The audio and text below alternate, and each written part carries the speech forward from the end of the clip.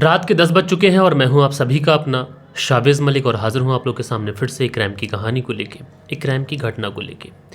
अच्छा, बहुत सारे लोग मेरे एक प्रिय मित्र हैं जिनका नाम डॉक्टर सिद्दीक अहमद है।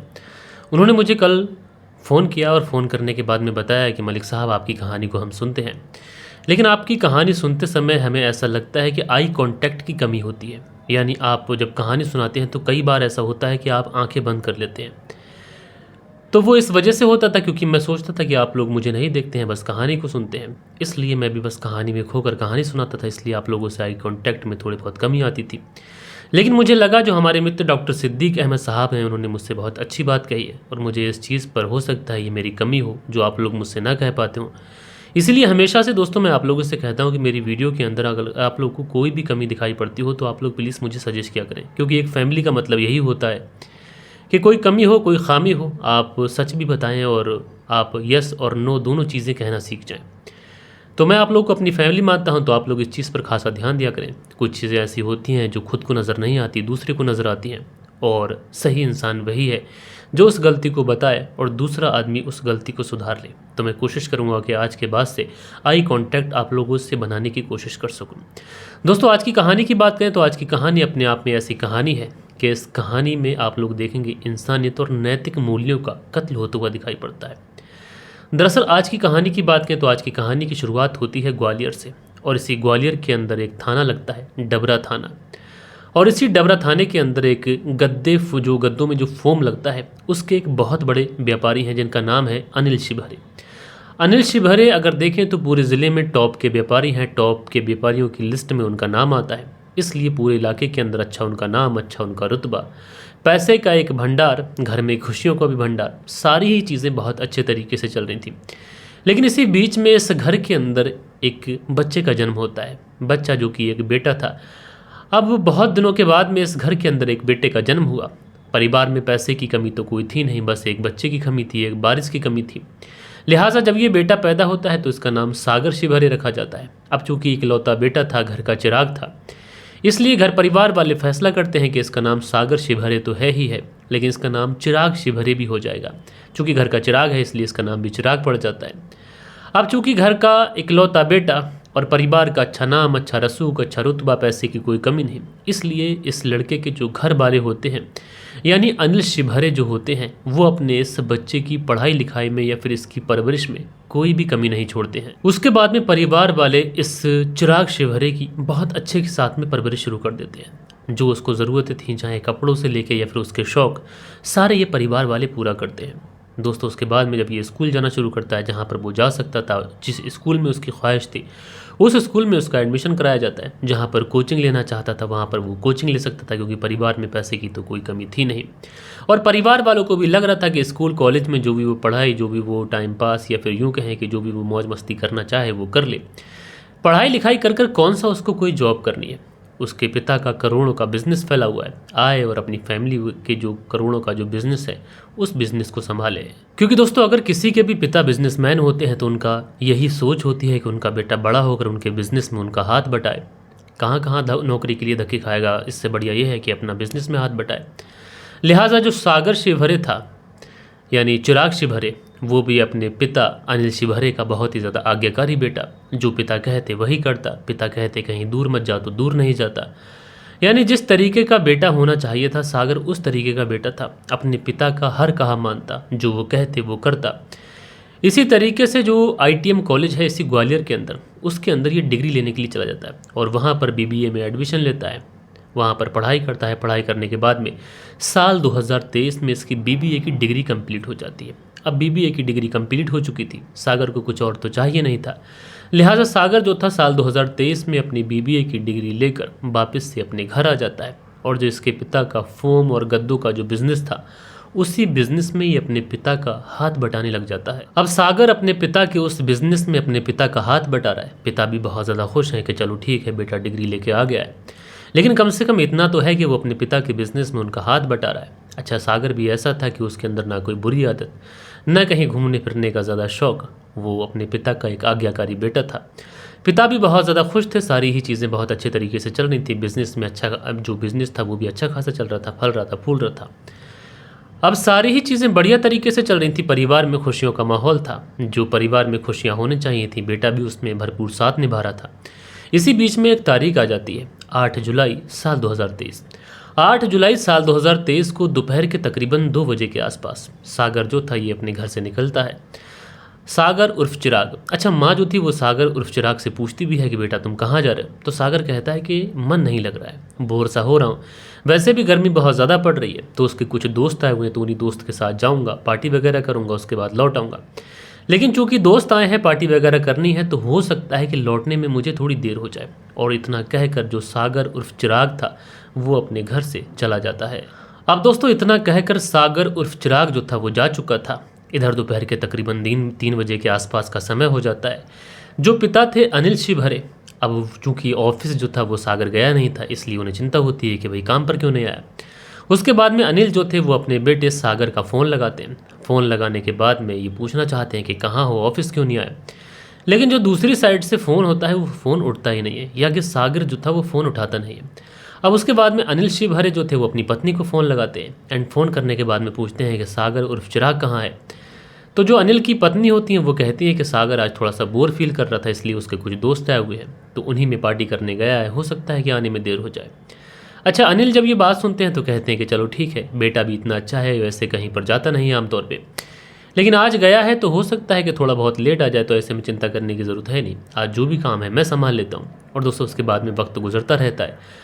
शाम के तकरीबन 6 बजे के आसपास का समय हो जाता है। जब 6 बजे का समय हो जाता है और जो सागर था अभी तक ऑफिस नहीं पहुंचा था, तो उसके बाद में अनिल शिवहरे जो थे वो तुरंत अपने बेटे सागर का मोबाइल नंबर लगाते हैं। आमतौर पर दोस्तों अगर कोई बच्चा दुकान पर या फिर ऑफिस ना पहुंचे तो पिता को चिंता भी होती है कि भाई अभी तक क्यों नहीं आया, क्योंकि हो सकता है उन्हें कहीं जाना हो, कहीं पर 2 नंबर जाना हो या फिर पेशाब करने जाना हो, ऐसी भी चीज़ें हो जाती हैं कभी कभी। अब ऐसे में जब वो अपने बेटे का फ़ोन लगाते हैं, फ़ोन लगाने के बाद में जब ट्राई करते हैं, रिंग बराबर जाती है, लेकिन सागर उर्फ चिराग जो था वो फ़ोन पिक नहीं करता है। अब फ़ोन कट जाता है। उसके बाद में उधर से एक मैसेज आता है और मैसेज में ये बहुत साफ साफ लिखा हुआ होता है, पिताजी मैं आपको 1 से 1.5 घंटे के बाद कॉल करता हूँ। अब पिता अनिल शिवहरे जब इस तरीके का मैसेज देखते हैं तो कहते हैं चलो ठीक है, हो सकता है उसके कुछ दोस्त आए हुए हों, गाना बजाना चल रहा हो या फिर कहीं पर हो, तो मैं उसे फ़ोन कर कर डिस्टर्ब कर रहा हूँ, इसलिए लोक लाज की वजह से वो मुझे फ़ोन कर ना रहा हो, इसलिए उसने मैसेज डाल दिया है कि 1 से 1.5 घंटे के बाद कॉल कर लेगा। उसके बाद में जो पिताजी होते हैं ये अपने काम काज में लग जाते हैं। अब दोस्तों फिर से 1 से 1.5 घंटे का समय गुजर जाता है। पिताजी फिर फ़ोन करते हैं, लेकिन इस बार जब पिताजी फ़ोन करते हैं तो फ़ोन स्विच ऑफ बताता है। अब पिताजी कहते हैं कि ये क्या है, दोपहर कॉल किया था 3 बजे के आसपास तो फ़ोन उठा नहीं, 6 बजे के आसपास कॉल किया तो मैसेज करता है, और अब फ़ोन लगा रहा हूँ तो फ़ोन स्विच ऑफ बता रहा है। फिर उसके बाद में 7 बजे फ़ोन लगाते हैं, 8 बजे, 9 बजे, 10 बजे, लेकिन दोस्तों जो फ़ोन था ये लगातार स्विच ऑफ बता रहा था। अब कहीं ना कहीं पिताजी की थोड़ी सी चिंता भी बढ़ती है। वो अपनी पत्नी को भी कॉल करते हैं और पूछते हैं कि कहाँ गया है, किसके साथ गया है, मोबाइल फ़ोन भी स्विच ऑफ जा रहा है। क्योंकि आमतौर पर ऐसा कभी हुआ नहीं कि सागर उर्फ चिराग कहीं गया हो और रात के 9 बजे तक लौट कर ना आया हो, या फिर फ़ोन उसने स्विच ऑफ कर लिया हो, या फिर फ़ोन करके इतला नहीं की हो उसके समय पापा वहाँ पर हूँ। लेकिन आज ना उसने फ़ोन किया है, ना 9 बजे तक लौटा है। ये परिवार के लिए चिंता का विषय थी। इसलिए जो अनिल शिवहरे होते हैं ये तुरंत अपने भाइयों को कॉल करते हैं, अपने भाइयों को सारी बात बताते हैं। अब उसके बाद में ढूंढने का सिलसिला शुरू होता है। सागर उर्फ चिराग को हर जगह ढूंढा जा रहा है, जहाँ पर उसके दोस्त थे तमाम जगहों पर ढूंढा जा रहा है। जब कहीं से भी कुछ नहीं मिलता है, रात के 11 बजे के आसपास का समय हो जाता है, तो उसके बाद में जो अनिल शिवहरे थे, इनके जो भाई थे और जो पत्नी थी, ये सारे लोग भागकर पहुंच जाते हैं डाबर थाने में। एंड डाबर थाने में जाने के बाद में बताते हैं कि उनका जो बेटा सागर उर्फ चिराग है ये अचानक से लापता हो गया है और कहीं पर मिला नहीं है, साहब आप इसकी गुमशुदगी की रिपोर्ट दर्ज कर लीजिए। अच्छा, पुलिस वाले जब ये पूछते हैं कि कब की बात है, कब का मामला है, तो ये बताते हैं आज यानी 8 जुलाई का ही मामला है। दोपहर शाम लगभग 6 बजे के आसपास से फ़ोन स्विच ऑफ है और अब 11 बज चुके हैं। अब पुलिस वाले जब ये सुनते हैं और उम्र पूछते हैं तो पता चलता है कि 20 से 25 साल का एक लड़का है। फ़ोन स्विच ऑफ है तो इसमें इतनी बड़ी कोई प्रॉब्लम की बात है नहीं, हो सकता है कहीं घूमता हो, पिताजी फ़ोन कर कर डिस्टर्ब करते हो इसलिए फ़ोन उसने ऑफ़ कर लिया हो, या फिर कहीं निकल गया हो, आ जाएगा वापस, या फिर फ़ोन स्विच ऑफ हो गया। इसलिए पुलिस वाले जो थे अब परिवार वालों को समझाते हैं एंड समझाने के बाद में कहते हैं कि तुम थोड़ा वेट कर लीजिए, कम से कम 1 से 1.5 घंटा तो वेट कर लीजिए, क्योंकि आज ही का मामला है। अगर 12 बजे के आसपास दूसरा दिन लग जाएगा तो हो सकता है कि हम इस मामले में FIR दर्ज कर लें। अच्छा, पुलिस वालों जब ये बात घर वालों से कहते हैं तो घर वालों को भी समझ आता है कि चलो ठीक है 1 से 1.5 घंटा वेट कर लेते हैं। लेकिन दोस्तों जब 1 से 1.5 घंटा भी वेट कर लिया जाता है, ना कोई फ़ोन आता है, परिवार वालों को भी चिंता होती है। और जब पुलिस से ये बात कही जाती है कि 1 से 1.5 घंटा गुजर गया है, यानी 12 बजे तक तो उसे लौट आना चाहिए था और वो अब भी लौट कर नहीं आया। अब जैसे ही ये मामला पुलिस अब सुनती है तो पुलिस को भी लगता है कि ये मामला सीधा तो है, लेकिन जितना सीधा हम समझ रहे हैं शायद उससे भी ज़्यादा कॉम्प्लिकेटेड ये मामला हो सकता है। उसके बाद में पुलिस वाले इस पूरे मामले को दर्ज करते हैं, एफआईआर दर्ज करते हैं। गुमशुदगी की रिपोर्ट दर्ज करने के बाद में अब इस पूरे मामले में खोजबीन शुरू करते हैं। सब लोगों से पूछताछ की जाती है। जो सागर शिवहरे, सागर उर्फ चिराग था, इसका मोबाइल नंबर लिया जाता है। इस मोबाइल नंबर की सीडीआर से लेकर इसको सर्विलांस पे लगाते हैं और इसकी लास्ट लोकेशन वगैरह ये सारी चीज़ें बहुत ही मुस्तैदी के साथ में चेक करते हैं। अब दोस्तों लास्ट लोकेशन, ये सारी चीज़ें जब चेक की जाती हैं तो जो सागर उर्फ चिराग था, इसकी जो लास्ट लोकेशन निकल के आती है, वो लास्ट लोकेशन निकल के आती है डीबी मॉल के पास में। अब पुलिस वालों की जो एक टीम थी वो डीबी मॉल पहुंचती है। डीबी मॉल पहुंचने के बाद में वहाँ पर छानबीन शुरू करती है, लेकिन वहाँ से भी कुछ मिलता नहीं। आस पड़ोस के जितने इलाके थे डीबी मॉल के आसपास, वहाँ पे छानबीन करती है, वहाँ पर भी कुछ नहीं मिलता है। अब पुलिस वाले थक हार कर घर वापस आते हैं। अब ये जो परिवार वाले थे ये भी ढूंढ रहे हैं, पुलिस वाले भी ढूंढ रहे हैं, लेकिन अभी तक इस पूरे मामले में कुछ है नहीं, कुछ मिला नहीं है। 8 तारीख गुजर चुकी थी, 9 आ चुकी थी, 9 भी ऑलमोस्ट गुजरने ही वाली थी।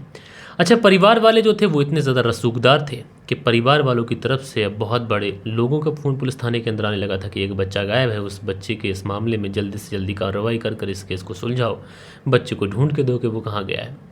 लिहाजा जो पुलिस वाले थे अब घर वालों से पूछताछ करते हैं कि किसी से कोई दुश्मनी थी, कोई रंजिश थी, किसी से कोई पैसों का विवाद या कोई ज़मीनी विवाद था, या फिर कोई ऐसी धमकी वगैरह मिली थी। तो घर परिवार वाले कहते हैं कि ऐसा तो कुछ भी नहीं है। अब पुलिस वाले जो हैं वो ढूंढ रहे हैं, लेकिन ढूंढते ढूंढते पुलिस वाले थक जाते हैं। लेकिन उसके बावजूद भी पुलिस वालों को इस पूरे मामले के अंदर एक सुई की नोक बराबर भी किलू नहीं मिलता है।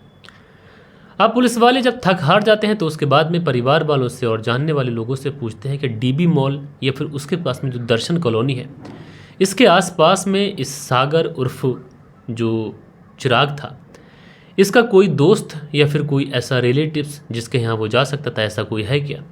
जब ये बात पता की जाती है तो पता ये चलता है कि सागर की एक गर्लफ्रेंड है जो उसी इलाके में रहा करती है। अब परिवार वालों से जब ये बात, परिवार वाले कहते हैं कि शाम को उसकी गर्लफ्रेंड का ही फ़ोन आया था और हो सकता है कि उससे मिलने गया। लिहाजा उसके बाद में पुलिस वालों को उस गर्लफ्रेंड के ऊपर भी डाउट होता है। लेकिन यहाँ पर जो घर वाले होते हैं ये कहते हैं कि नहीं, वो ऐसा कुछ नहीं कर सकती, क्योंकि वो तो पिछले 7-8 साल से हमारे बेटे की गर्लफ्रेंड है। अब दोस्तों जो घर वाले हैं जब वो ये कहते हैं कि लड़की ऐसा नहीं कर सकती, लड़की तो पिछले 8-10 साल से हमारे बेटे की गर्लफ्रेंड है, तो ऐसा वो तो कर नहीं सकती। तो उसके बाद में पुलिस वाले पूछते हैं कि गौर कीजिए कहीं उसका कोई दोस्त तो नहीं है उस पूरे इलाके के अंदर। तो घर वालों को ध्यान आता है कि हाँ, उसका एक दोस्त है जिसका नाम है यंश उर्फ अंश, उसके साथ में ठीक ठाक दोस्ती है। अब जैसे ही ये बात पुलिस वालों को पता चलती है तो उसके बाद में पुलिस वाले पहुंच जाते हैं दर्शन कॉलोनी और वहां से इस यंश उर्फ अंश को उठाते हैं। उठाने के बाद में इसे पुलिस थाने लेके आते हैं और पुलिस थाने लाने के बाद में फ्रंट सीट पर इसको बैठाया जाता है और उसके बाद में इससे पूछताछ शुरू की जाती है। जब इससे शुरुआत में कुछ पूछताछ की जाती है तो उसके बयान कुछ ऐसे आते हैं जिससे कहीं ना कहीं पुलिस को ऐसा लगता है कि शायद ये लड़का कुछ बोल रहा है, लेकिन बोलने के बावजूद भी ये पुलिस को बता नहीं रहा है। अब उसके बाद में जब पुलिस को ऐसा लगता है कि कुछ किलू यहाँ से मिल सकता है, इसलिए पुलिस वाले इस अंश के ऊपर सख्ती बरतते हैं और जब इसकी मेहमान नवाजी करते हैं तो ये यंश उर्फ अंश जो लड़का होता है ये टूटता है और टूटने के बाद में कहता है कि हाँ, उसका कत्ल मैंने ही कर दिया है। अब जैसे ही पुलिस वाले ये सुनते हैं कि अंश ये कह रहा है कि मैंने ही अपने दोस्त का कत्ल कर दिया है, तो पुलिस वाले उस अंश से ये पूछते हैं कि वो तो तुम्हारा बहुत अच्छा दोस्त था, तो भला तुमने उसका कत्ल क्यों कर दिया। तो उसके बाद में यंश उर्फ अंश जो होता है ये एक ऐसी कहानी सुनाता है जिसको सुनने के बाद में, जैसा कि मैंने आप लोगों से शुरुआत में बोला था कि इस कहानी के अंदर रिश्तों से ज़्यादा नैतिक मूल्यों का कत्ल हुआ है और सेम कुछ आप लोग को इस कहानी के अंदर भी देखने को मिलेगा। दरअसल इस कहानी की शुरुआत होती है उस समय से कि सागर उर्फ चिराग जब अपनी स्कूलिंग करता है तो स्कूलिंग के दौरान इसकी मुलाकात एक लड़की से होती है जिस लड़की का नाम होता है दृष्टि। दृष्टि भी देखने में बहुत ज़्यादा खूबसूरत, दूसरी तरफ सागर उर्फ चिराग जो था ये भी देखने में बहुत ज़्यादा खूबसूरत था, पढ़ने लिखने में भी बहुत ज़्यादा अच्छा था। स्कूलिंग कंप्लीट होती है, उसके बाद में चूँकि ये दोनों एक दूसरे से मोहब्बत करने लगे थे, अब इन दोनों में ये डिसाइड होता है कि कहाँ पढ़ा जाए, कहाँ चला जाए। तो उसके बाद में ये जो लड़की दृष्टि होती है ये बताती है कि इस एरिया का ITM कॉलेज जो है वो नंबर 1 कॉलेज है, इसलिए ITM कॉलेज में तुम ही एडमिशन ले लो, मैं भी वहीं पर एडमिशन ले लेती हूँ। उसके बाद में ऐसा ही होता है, दृष्टि और सागर ये दोनों आईटीएम कॉलेज में एडमिशन लेते हैं, वहीं पर पढ़ते हैं। अब धीरे धीरे उस कॉलेज के अंदर भी इनकी मोहब्बत के जो चर्चे थे ये आम हो चुके थे। लोग बाकायदा इनकी मोहब्बत के चर्चों की, इनकी मोहब्बत की कस्में दिया करते थे कि एक दूसरे के साथ में अगर कोई पार्टनर लॉयल रहना सीखे तो वो सागर और दृष्टि से सीखे। दोनों एक दूसरे से कितनी ज़्यादा मोहब्बत करते हैं। दोस्तों धीरे धीरे वक्त गुजरता है, उसके बाद में आखिरकार 3 साल कब गुजर जाते हैं किसी को कान खबर नहीं लगती। 3 साल गुजर चुके थे, ग्रेजुएशन कंप्लीट हो चुकी थी। अब जब ग्रेजुएशन कंप्लीट होने को आती है तो आप सभी लोगों को पता है कि जब स्कूलिंग का लास्ट ईयर होता है तो उस समय फेयरवेल पार्टी दी जाती है, यानी जो छोटे छात्र होते हैं, जो जूनियर छात्र होते हैं, वो अपने बड़े छात्रों को, सीनियर छात्रों को पार्टी देते हैं। अब इसी में एक पार्टी ऑर्गेनाइज कराई जाती है। दृष्टि और सागर भी वहाँ पर पहुँचते हैं और वहीं पर एक लड़का और पहुँचता है, यश उर्फ अंश। ये जो लड़का था ये इसी आईटीएम कॉलेज से इंटीरियर डिज़ाइनिंग का कोर्स कर रहा था। देखने में ये भी बहुत ज़्यादा खूबसूरत था। इसी पार्टी के अंदर इसकी दृष्टि से मुलाकात होती है। मुलाकात में इन दोनों के बीच में दोस्ती बढ़ती है और दोस्ती नज़दीकियों में बढ़ जाती है। अब इस बारे में जब सागर को पता चलता है तो उसे बहुत ज़्यादा बुरा लगता है कि उसकी जो गर्लफ्रेंड है, पिछले 6-7 सालों से उसकी गर्लफ्रेंड है, जिसके बारे में वो घर में भी सबको बता चुका है, सब लोगों को बता चुका है कि उसी से शादी करनी है। अब वही गर्लफ्रेंड एक अन्य लड़के के साथ में अनैतिक रिश्तों में आ चुकी है तो उसे बहुत ज़्यादा बुरा भी लगता है। उसको लगता है बदनामी होगी। इस बारे में वो बार बार दृष्टि से बात करता, दृष्टि इनकार कर देती कि ऐसा कुछ नहीं है, लेकिन सागर कहता है कि ऐसा है, मैंने कई बार सुना है और मैंने देखा भी है और तुम मुझसे थोड़ा सा बचती भी हो। अब दृष्टि इन बातों से इतनी ज़्यादा ऊब जाती है कि वो इस बारे में यश को बताती है। अब यश को जब इस बारे में बताती है कि मेरा पीछा छोड़ा तुम सागर से, अब यश एक प्लानिंग करता है। प्लानिंग इन दोनों की ये होती है कि सागर को बुलाएंगे और उसको कुछ फोटोग्राफ्स दिखाएंगे। सागर उसके बाद में ऑटोमेटिकली छोड़ के चला जाएगा। अब उसके बाद में यश जो था वो व्हाट्सअप कॉल करता है। 8 जुलाई की बात है। व्हाट्सअप कॉल करता है और कॉल करने के बाद में कहता है कि आ जाओ यहीं पर और तुम्हें मैं कुछ फ़ोटोग्राफ्स दिखाऊंगा तुम्हारी गर्लफ्रेंड की, तुम देख लेना कि तुम्हारी गर्लफ्रेंड कितने पानी में है और उसके बाद में तुम खुद सोच लेना कि तुम उसके साथ में रहना चाहते हो या फिर नहीं रहना चाहते हो। अब दोस्तों उसके बाद में जो दर्शन कॉलोनी थी उसी में ये सागर दौड़ा दौड़ा भागा भागा पहुंचता है एंड वहाँ पर पहुंचने के बाद में जो यश था वो इसको कुछ फ़ोटोग्राफ्स दिखाता है। लेकिन फ़ोटोग्राफ्स दिखाने के बाद में वो कहता है कि तुम दृष्टि की ज़िंदगी से गायब हो जाओ, लेकिन सागर ये मानने को तैयार नहीं था। अब इसी बात में इन दोनों के बीच में कुछ कहासुनी होती है। उसके बाद में जो ये यश था ये अपने एक चचेरे कज़िन के साथ मिलकर इस सागर की हत्या कर देता है गला दबाकर। अब हत्या हो चुकी थी, अब वक्त था डेड बॉडी को ठिकाने लगाने का, इसलिए ये उस डेड बॉडी को अपनी ही गाड़ी में डालता है। गाड़ी में डालने के बाद में उसको लेके जाता है, एक जगह पड़ती है कलेक्ट्रेक्स रोड है एक, उसी रोड के पास जाता है, वहीं पर सुनसान इलाके में उसकी डेड बॉडी को रखता है। 5 से कंडों का इंतज़ाम इसने कर लिया था, 500 कंडों का। अब जुलाई का महीना, 500 कंडे उपले यानी जो गोबर के थापे जाते हैं वो बिछाता है, उसके ऊपर डेड बॉडी को रखता है, ऊपर से कंडे रखता है और पेट्रोल छिड़क कर उसमें आग लगा देता है।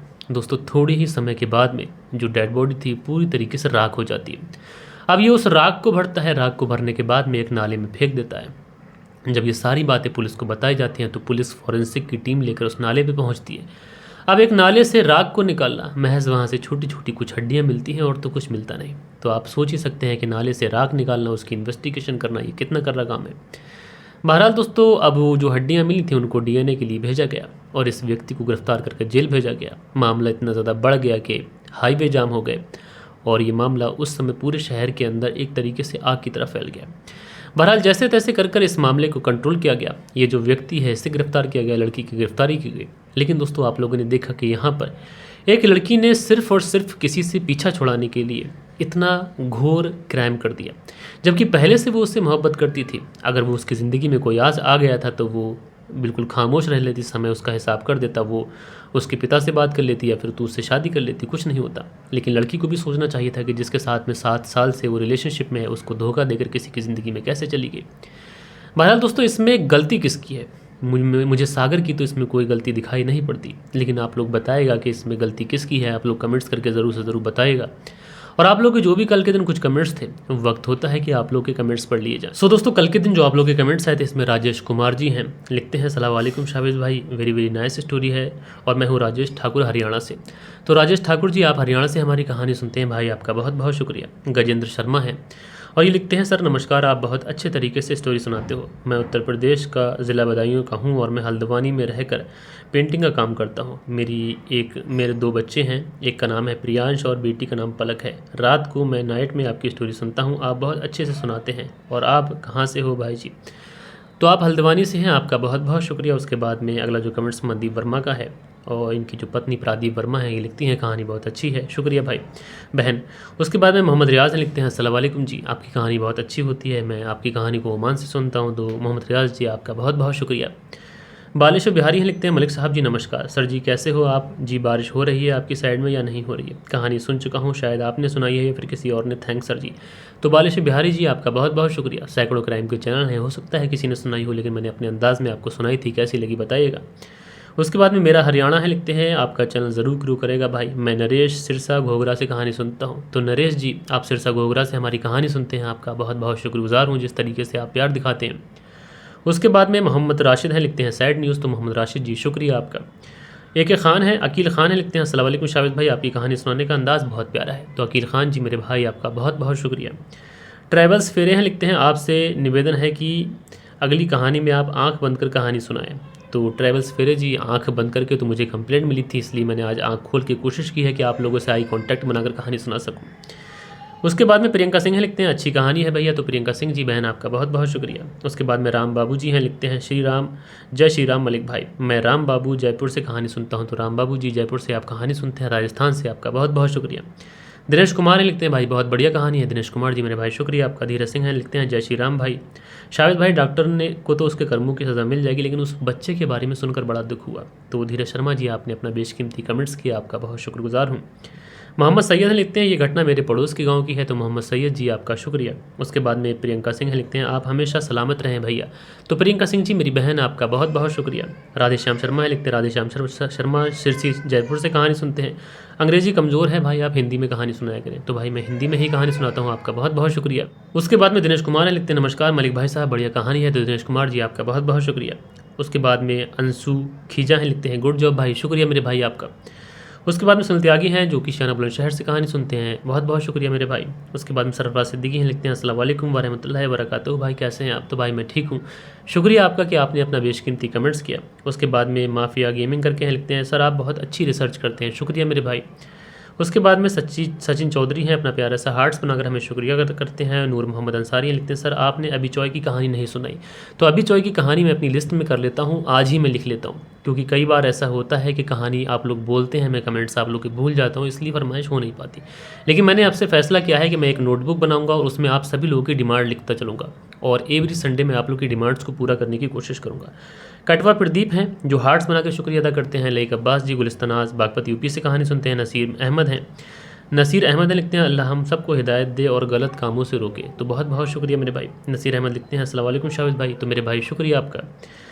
कपिल चौरसिया लिखते हैं, डॉक्टर कपिल चौरसिया कहानी सुनते हैं, बहुत बहुत शुक्रिया। उसके बाद में दिनेश कुमार लिखते हैं, समय बहुत ख़राब चल रहा है। तो दिनेश कुमार जी मेरे भाई शुक्रिया। शीलनिधि शर्मा जो कि कहानी सुनते हैं, हरिद्वार उत्तराखंड से सुनते हैं, बहुत बहुत शुक्रिया। उसके बाद में अगला जो कमेंट दिनेश कुमार जी का है, तो वो कमेंट्स करते हैं, बहुत बहुत शुक्रिया।